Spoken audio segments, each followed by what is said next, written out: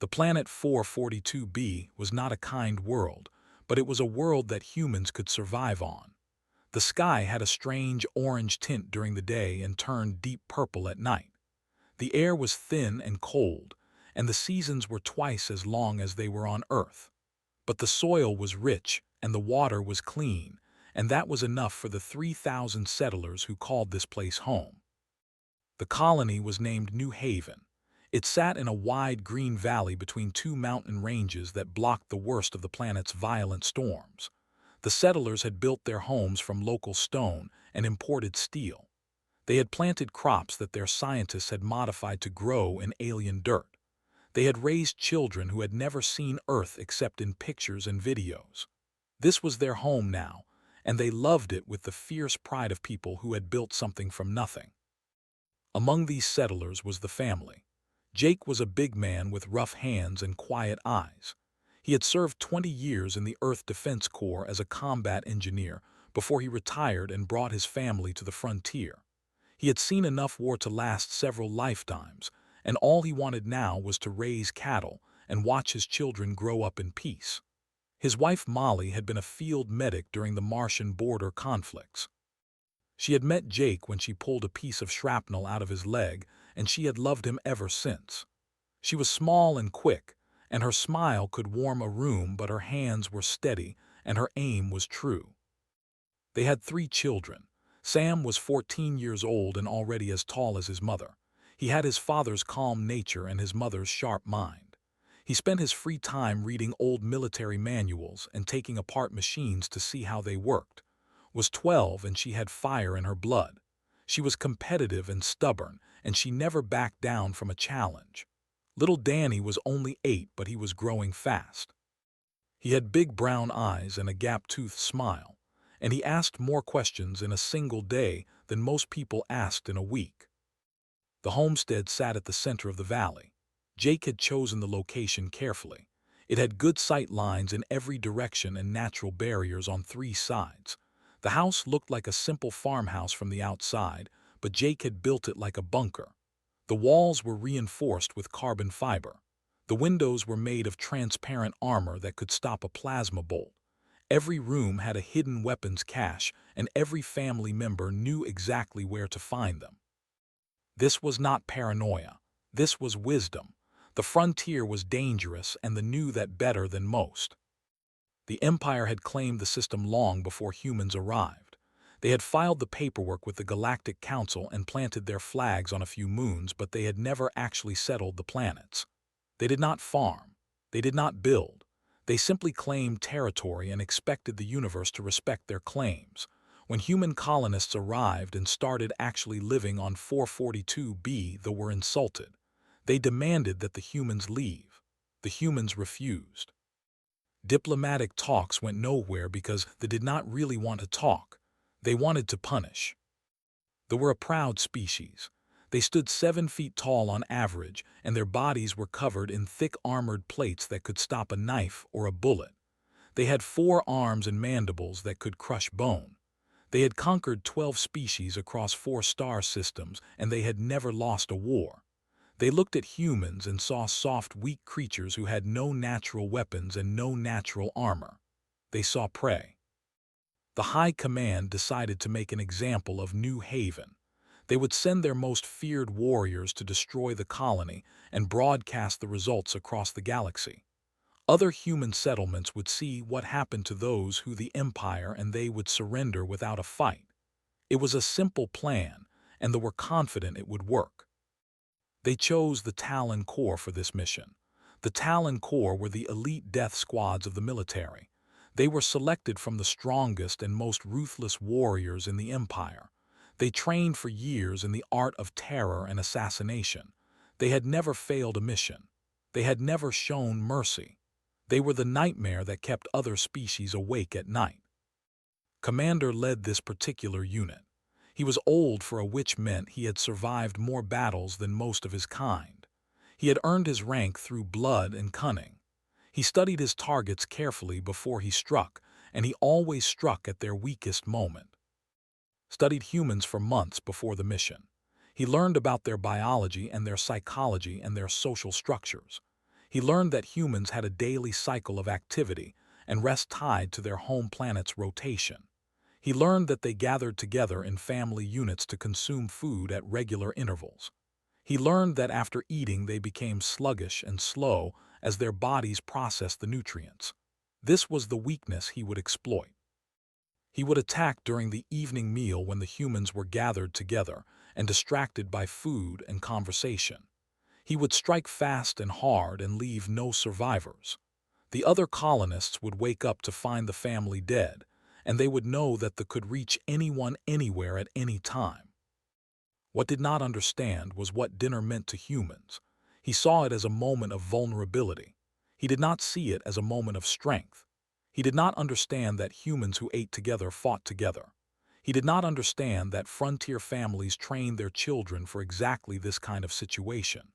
He did not understand that the soft pink creatures he planned to slaughter had been preparing for war since the day they landed on this planet. The evening sun was setting over the valley as the Talon Corps moved into position around the homestead. 60 warriors in full combat armor crept through the tall grass and the scattered trees. Their weapons were charged and ready. Their mandibles clicked softly in anticipation. They could see the warm light spilling from the farmhouse windows. They could hear the faint sound of voices and laughter. Inside the house, the family sat down to dinner. Molly had made roast beef with mashed potatoes and gravy. There was fresh bread and green beans from the garden and a pitcher of cold milk for the children. Jake said a short blessing, and then everyone started to eat. They talked about their day and their plans for tomorrow. Sam mentioned a project he was working on for school, complained about a boy who kept bothering her in class. Danny asked if he could have a puppy. It was a normal evening, a peaceful evening, the kind of evening that the had worked so hard to build. Outside in the darkness, 60 alien killers prepared to take it all away. They had no idea what they were walking into. Commander raised his upper right arm and gave the signal. His warriors began to move forward in perfect silence. They had trained for this moment for years. Every step was calculated. Every breath was controlled. They flowed through the darkness like shadows with sharp edges. The farmhouse was 200 meters away. Could see the family through the windows. The big male was cutting meat on his plate. The small female was passing a bowl to one of the children. The young ones were eating and talking and paying no attention to the world outside. It was exactly as he had predicted. Humans were creatures of habit and comfort. They built their little nests and they filled them with warmth and light, and they forgot that the universe was dark and cold and full of predators.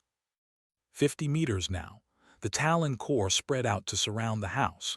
4 warriors moved to cover the back door. 6 more took positions near the windows. The rest prepared to breach the front entrance. Wanted this to be fast and brutal. He wanted the other colonists to find bodies torn apart and walls painted with blood. Fear was a weapon and he intended to use it well. Inside the farmhouse, Jake took a bite of roast beef and chewed slowly. The meat was good. Molly had cooked it just the way he liked it. He was thinking about the fence he needed to repair tomorrow when a small light blinked on the underside of the table. It was red and it pulsed 3 times before going dark. Jake did not react. He did not look at the light or change his expression or stop chewing. He simply moved his foot slightly to the left and pressed a button hidden in the floor. That button did many things. It sent a silent alert to every homestead within 50 kilometers. It activated the hidden cameras around the property. It unlocked the weapons caches throughout the house. And it armed the defensive systems that Jake had spent 3 years building into the walls and floors and ceilings of his home. Molly saw her husband's foot move and she understood immediately. She picked up the bowl of mashed potatoes and offered it too. Her voice was calm and pleasant as she asked her daughter if she wanted more, took the bowl and said yes please. She did not look at her mother's eyes. She did not need to. She had practiced this drill 100 times. Sam reached for the bread and his hand passed over his lap where a pulse pistol was now resting. Danny continued to eat his roast beef with the enthusiasm of a hungry child. He kicked his feet under the table and complained that the beans were too mushy. No one would have guessed that he was counting the seconds in his head just like his father had taught him. Was 20 meters from the front door when he felt something strange, a prickling sensation on his armored skin, a whisper of doubt in his ancient mind. The farmhouse looked peaceful and undefended, but something was wrong. The humans were too calm. They had not noticed the 60 warriors surrounding their home, but they should have noticed something. They should have felt the weight of so many eyes watching them. He pushed the doubt aside. Humans were not psychic. They did not have the warrior instincts of the. They were soft and blind, and they would die soft and blind. He gave the signal to breach. The front door exploded inward as 4 Talon core warriors smashed through it. They were fast and they were loud, and they expected to find screaming prey running in panic. Instead, they found a family still sitting at the dinner table. The big male was still chewing. The small female was wiping her mouth with a napkin. The children were looking at the intruders with expressions that ranged from annoyed to curious. For one frozen moment, nobody moved. Then Jake swallowed his food and said in a calm voice that the roast beef was getting cold, and could everyone please deal with this quickly.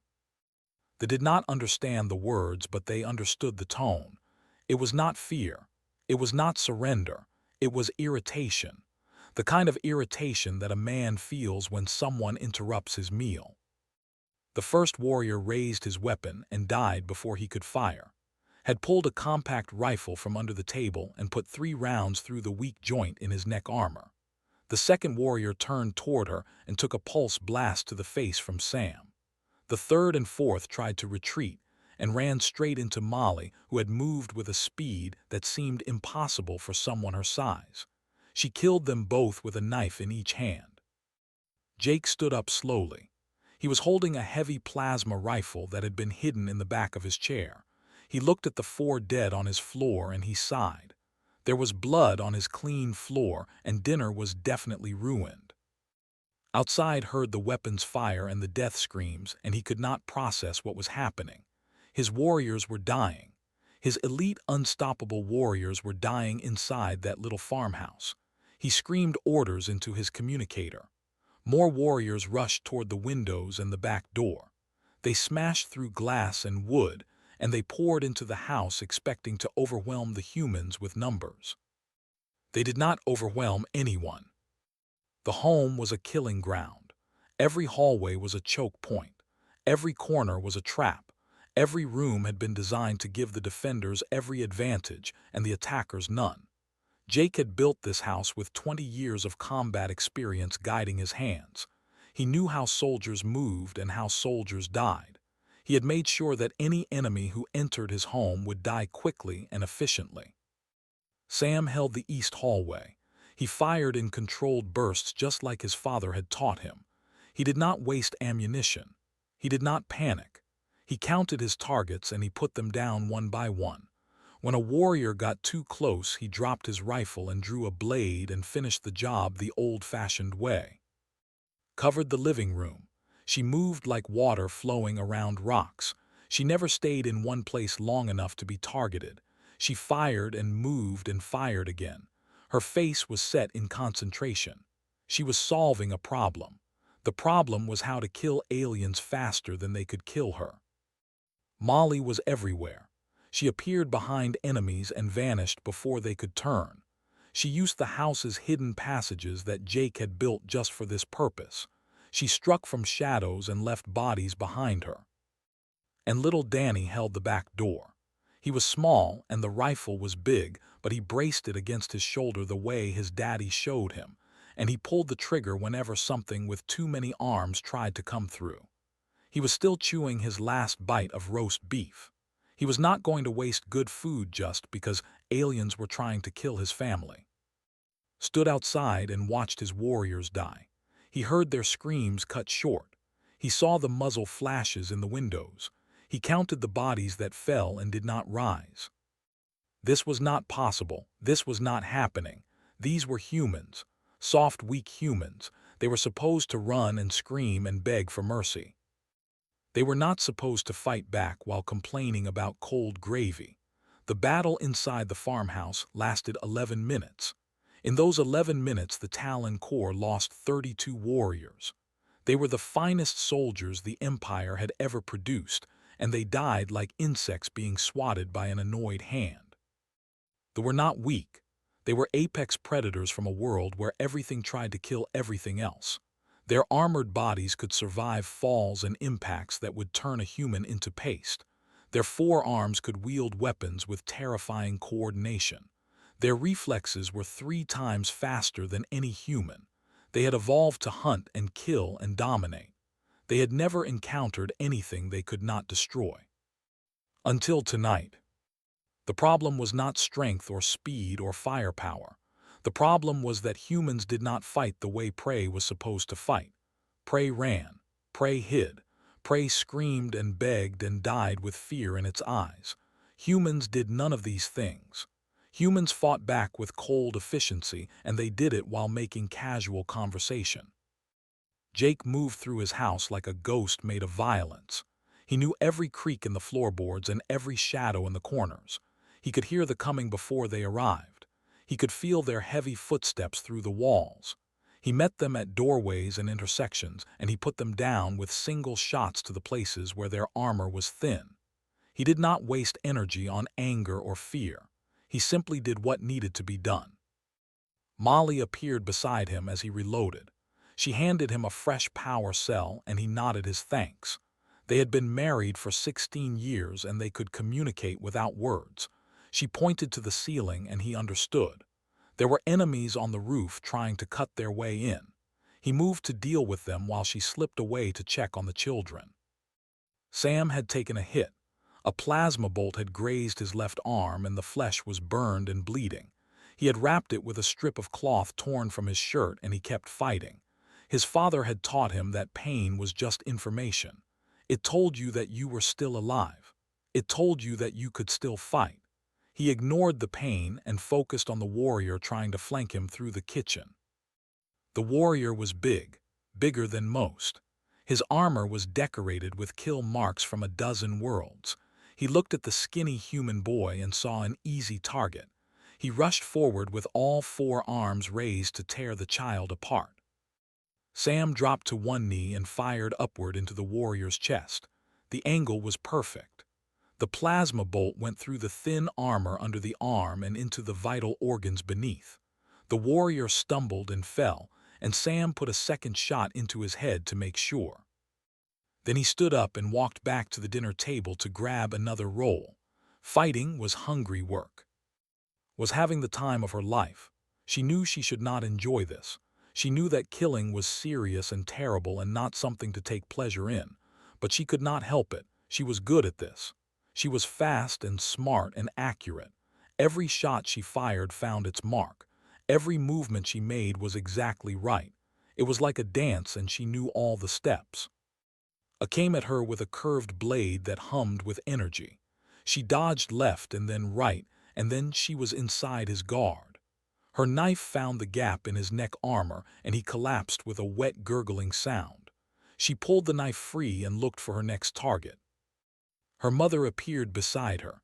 Molly's face was spattered with dark alien blood, but her eyes were calm. She asked if she was hurt, said no. Molly nodded and told her to watch the windows. More were coming. Danny was still at the back door. 3 bodies lay in front of him. He had stopped counting after the first 2. His arms were tired from holding the heavy rifle, but he did not put it down. He could hear his father's voice in his head telling him that a soldier never abandoned his post. A 4th appeared in the doorway. This one was cautious. He had seen his comrades die, and he knew that something dangerous was waiting inside. He peeked around the corner and saw a small human child with a weapon too big for his body. He smiled. At least this one would be easy.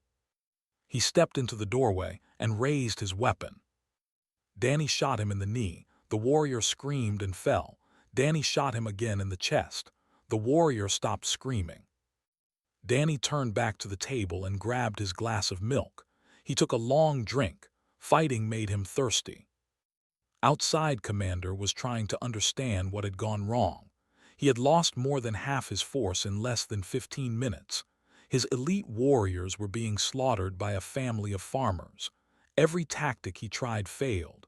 Every approach he ordered ended in death. The humans were not panicking. They were not making mistakes. They were fighting with a discipline that matched or exceeded his own warriors. And they were doing it while talking about homework and puppies and whether the gravy had gotten cold. Had studied humans for months. He had read their history and analyzed their biology and learned their psychology. But he had missed something important. He had focused on their weaknesses and ignored their strengths. He had seen their soft bodies and assumed they were soft inside as well. He had not understood that humans were survivors. They had clawed their way up from the mud of there. They had conquered every environment their planet could throw at them. They had spread across the stars not because they were strong, but because they refused to die. And now that refusal was being demonstrated very clearly to the Talon Corps. Jake finished with the warriors on the roof and dropped back into the living room. He checked his family. Molly was fine. Sam was wounded but functional. Danny was drinking milk and complaining that they were out of bread. The house was quiet except for the soft groans of dying. Jake looked at the bodies scattered across his floor. He counted them. 26 inside the house, probably more outside. He had built this home to protect his family. Tonight it had done exactly that. Molly appeared beside him. She was reloading her weapons with quick practiced movements. She asked him how many were left outside. Jake checked the camera feeds on his wrist display. He counted 17 still moving. The rest were dead or dying in the grass around the house. He smiled. This was almost over. But he knew that the real work was about to begin. Killing the attackers was just the first step. Now they had to send a message that they would never forget.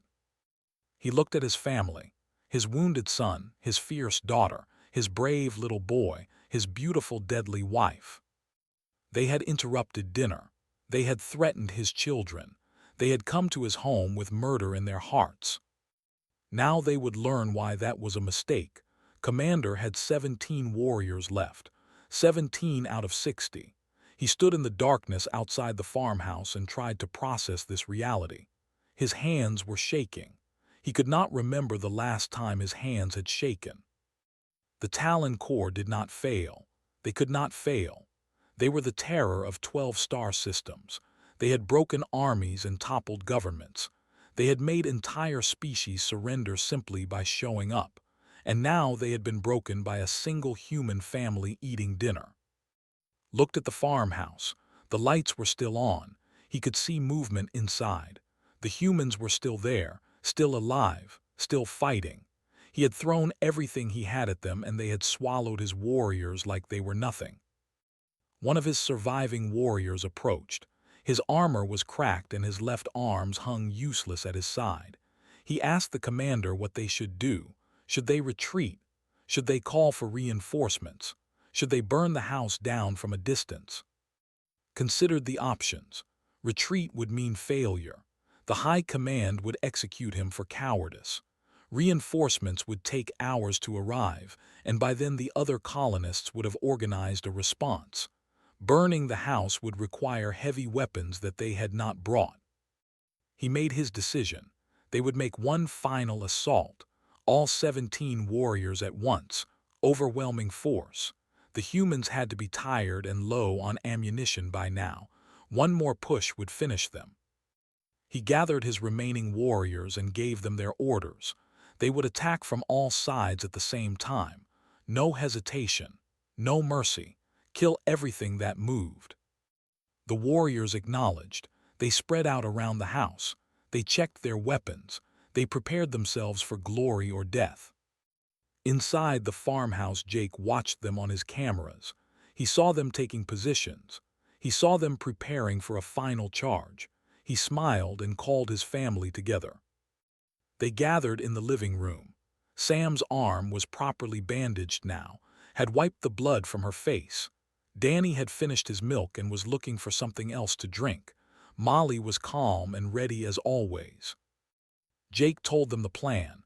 They were coming in force. This would be their last attempt.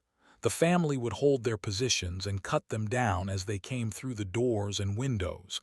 Sam would take the kitchen, would cover the bedrooms.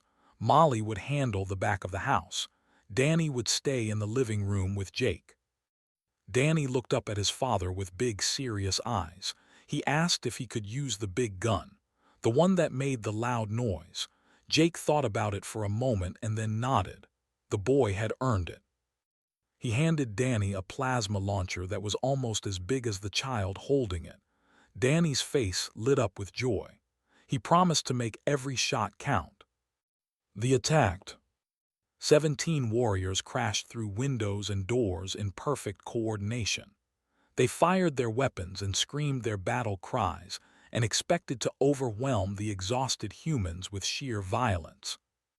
The exhausted humans were not exhausted at all. Sam dropped 3 warriors in the kitchen before they could take 2 steps. His shots were precise and lethal. He had learned to shoot by practicing on targets that moved and ducked and tried to avoid being hit. They were much bigger and much slower than those targets. They were easy. Killed 4 in the hallway leading to the bedrooms. She used the corners and doorways to create angles that they could not match. Their big bodies got in each other's way. Their 4 arms tangled together. She picked them apart one by one. Molly eliminated 5 at the back of the house. She was a shadow with knives. She struck from unexpected angles and vanished before they could respond. The warriors died without ever seeing what killed them. And in the living room, Danny got to use the big gun. He fired the plasma launcher at a cluster of 4 warriors who were trying to push through the front door. The blast lit up the night like a small sun. When the light faded, there was nothing left of the warriors except scattered armor plates and the smell of burning flesh. Danny laughed. He said that was cool. He asked if he could do it again. Jake told him maybe later. Right now, they needed to deal with the survivors. There were 3 left, 3 out of 60.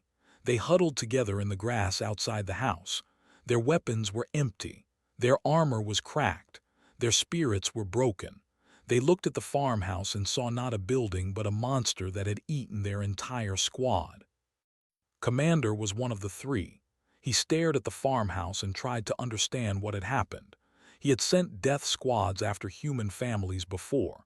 He had watched those families run and scream and die. He had never seen anything like this. He had never imagined anything like this. The front door of the farmhouse opened. The big human male stepped out.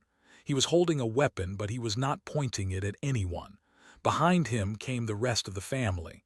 The female, the teenagers, the small child still holding the plasma launcher like a toy. Jake looked at the 3 surviving. He could kill them easily. 1 shot each and it would be over. But he did not shoot. He had something else in mind. He spoke in their language. He had learned it years ago during the war. He told them to go home. He told them to report what they had seen. He told them to deliver a message to their high command. The message was simple. Humans protect their families.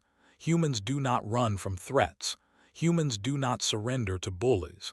And humans train their children to fight from the moment they can walk.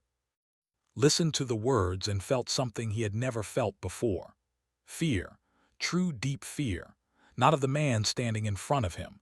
Not of the weapons or the warriors or the house that had killed so many of his soldiers. He was afraid of the children. The boy who had held a door against multiple warriors. The girl who had moved like a hunting predator. The child who had fired a plasma launcher and laughed with joy. Humans called their young ones cubs, had used that word as an insult. Soft, helpless cubs who needed protection. But now he understood the terrible truth. Human cubs were not helpless. Human cubs were trained killers. Human cubs were weapons that grew stronger every year. What would these children become when they were adults? What would their children become? How could any species hope to defeat a race that taught violence to their young as casually as they taught them to read? turned and ran. His two surviving warriors ran with him.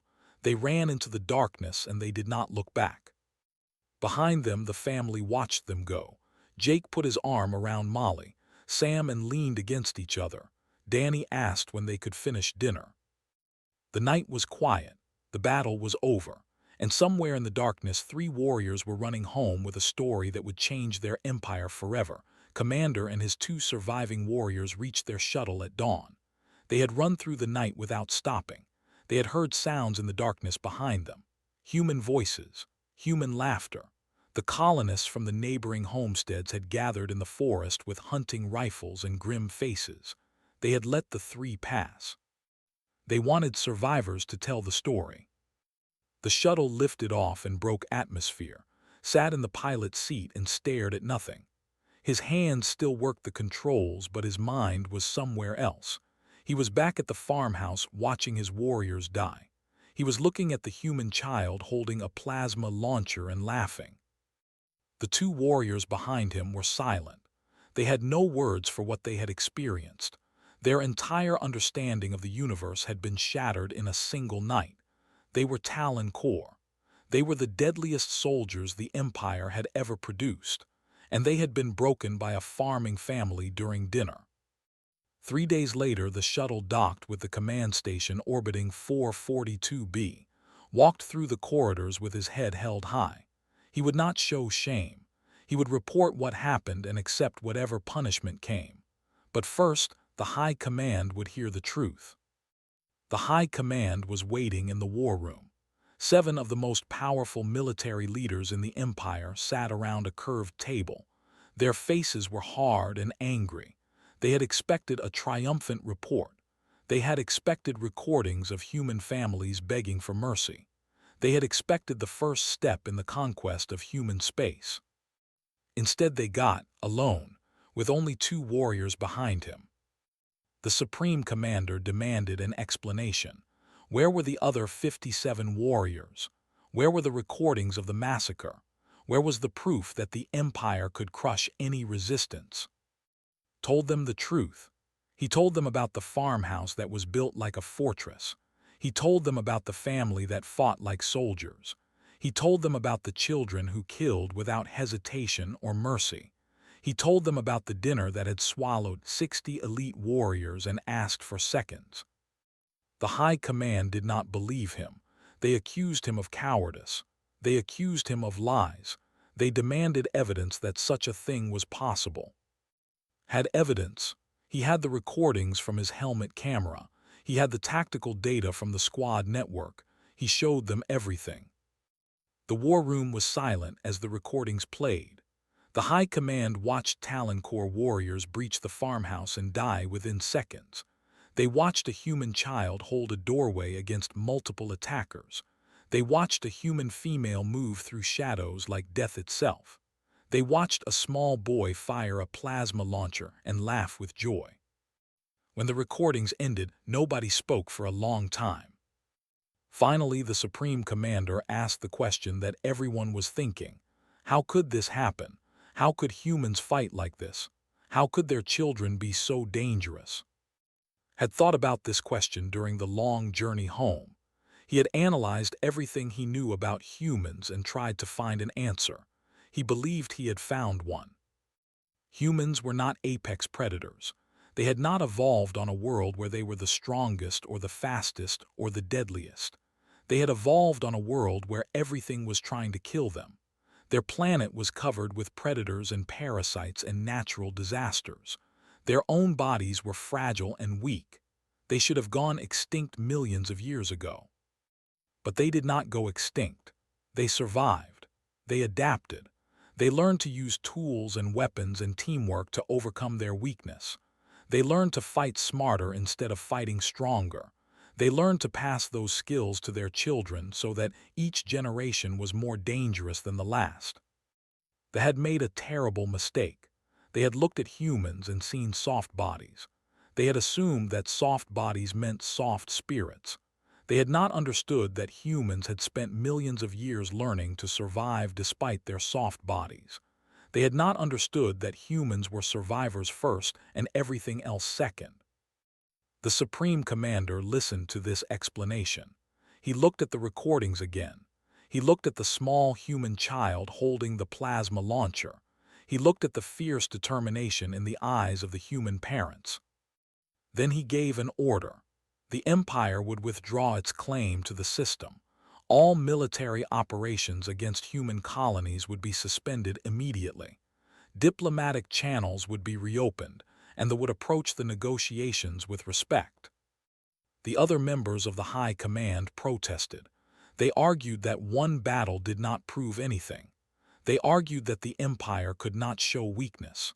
They argued that humans were still inferior and could still be conquered. The Supreme Commander silenced them with a look. He told them to watch the recording one more time. He told them to watch the human family return to their dinner table after the battle. He told them to watch the children do their homework while their parents cleaned alien blood off the floor. Humans did not see war as special. They did not see combat as separate from daily life. They integrated violence into their existence as casually as eating or breathing. Their children grew up with weapons in their hands and battle plans in their minds. Every human settlement was a fortress. Every human family was a military unit. The Empire had conquered 12 species. They had done it by being stronger and faster and more aggressive. But they could not conquer a species that taught its children to fight before they could read. They could not defeat an enemy that considered war to be as natural as dinner.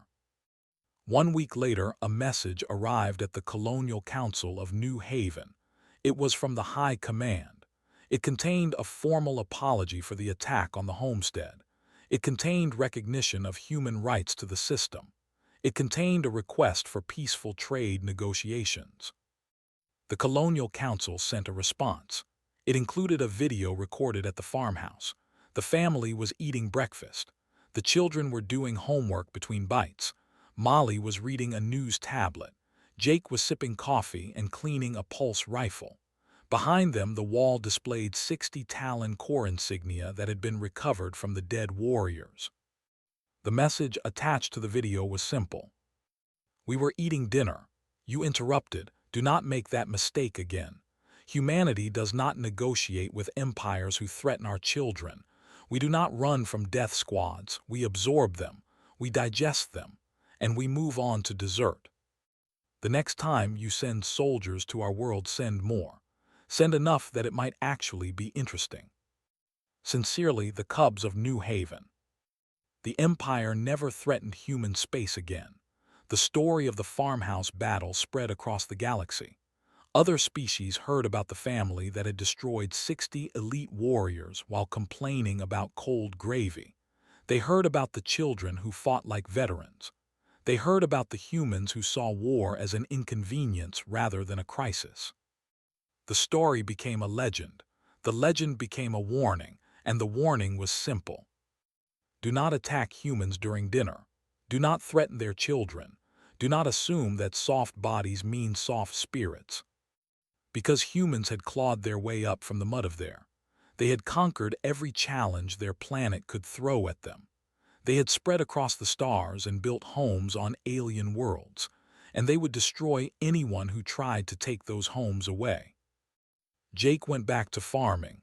Molly went back to cooking. Salmon went back to school. Danny got his puppy. Life on 442B continued as it always had. Peaceful, quiet, ordinary. But every homestead kept its weapons clean. Every family practiced its drills. And every child knew that dinner time was sacred. Because humans protect what they love. No matter what.